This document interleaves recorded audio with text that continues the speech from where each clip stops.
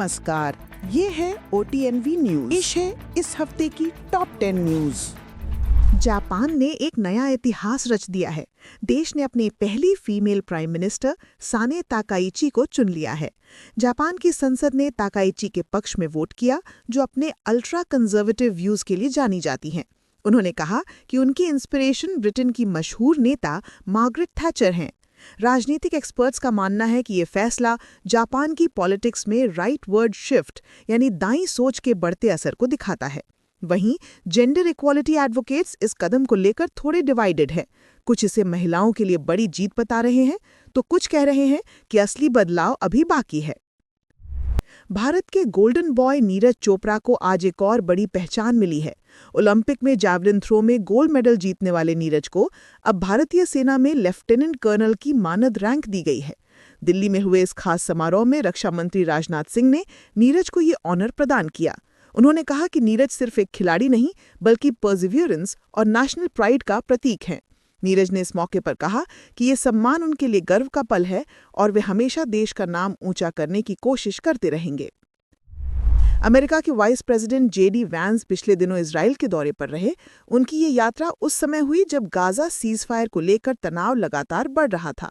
Vents ने वहां राजनयिकों और मिलिट्री एक्सपर्ट से मुलाकात की, ताकि अमेरिका द्वारा कराई गई इस नाजुक ट्रूस यानी युद्ध विराम को मजबूत किया जा सके। यमन से एक राहत भरी खबर आई है। हूथी रेबल्स ने वहां बंदी बनाए गए यूनाइटेड नेशंस के 20 कर्मचारियों को रिहा कर दिया है। इनमें 5 यमनी और 15 अंतर्राष्ट्रीय स्टाफ मेंबर शामिल हैं। संयुक्त राष्ट्र ने इस कदम का स्वागत करते हुए कहा है कि ये डी-एस्केलेशन यानी तनाव कम करने की दिशा में एक अहम शुरुआत है। पिछले कुछ महीनों से रेड सी इलाके में लगातार शिपिंग अटैक्स की वजह से हालात बिगड़ते जा रहे थे। ऐसे में इन कर्मचारियों की रिहाई को पीस टॉक्स के लिए एक सकारात्मक संकेत माना जा रहा है। 76 साल बाद पार्टीशन की यादें फिर से ताजा हो गईं। करतारपुर कॉरिडोर पर एक भावुक पल देखने को मिला, जब एक पाकिस्तानी महिला ने आखिरकार अपने भाई से मुलाकात की, जो 1947 के पार्टीशन के दौरान इंडिया में रह गया था। UEFA चैंपियंस लीग में आज का बड़ा मैच रोमांचक रहा। इंटर मिलान ने यूनियन सैंट गिलोइस को 4-0 से हराकर ग्रुप स्टेज में जोरदार जीत दर्ज की। निराजुर्री की ये जीत अवे मैच में मिली, जो उनकी मजबूती और टीम की शानदार फॉर्म को दर्शाती है। इसी के साथ न्यूकैसल ने भी बेनफिका को 3-0 से हराया। एक खुशखबरी वैश्विक वाइल्ड लाइफ कंजर्वेशन के क्षेत्र से आई है। ग्रीन सी टर्टल्स को अब एंडेंजर्ड स्पीशीज की सूची से हटा दिया गया है। ये कदम US fish and wild life service ने डेकेड्स लॉन्ग प्रोटेक्शन और हैबिटेट रिस्टोरेशन के बाद उठाया है। इनकी पॉपुलेशन में अब ड्रामेटिक बढ़ोतरी देखी जा रही है, जो दिखाती है कि कलेक्टिव एक्शन यानी साझा प्रयासों से एक्सटिंक्शन के खतरे को भी टाला जा सकता है। महाराष्ट्र से एक राजनीतिक खबर सामने आई है।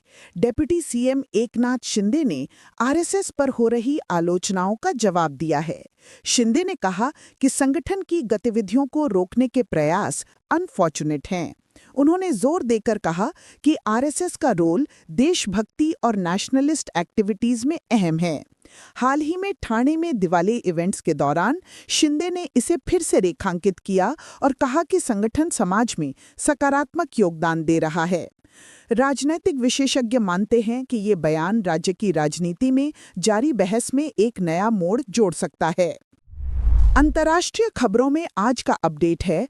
ICC यानी इंटरनेशनल क्रिमिनल कोर्ट ने फिलीपीन के पूर्व राष्ट्रपति रोड्रिगो डुटर्टे को जमानत देने से इनकार कर दिया है। कोर्ट ने कहा कि फ्लाइट रिस्क यानी फरार होने का खतरा और विटनेस टेम्परिंग यानी गवाहों को प्रभावित करने का डर है, इसलिए उन्हें जमानत नहीं दी जा सकती। संयुक्त राष्ट्र यानी UN वित्तीय संकट के कगार पर है।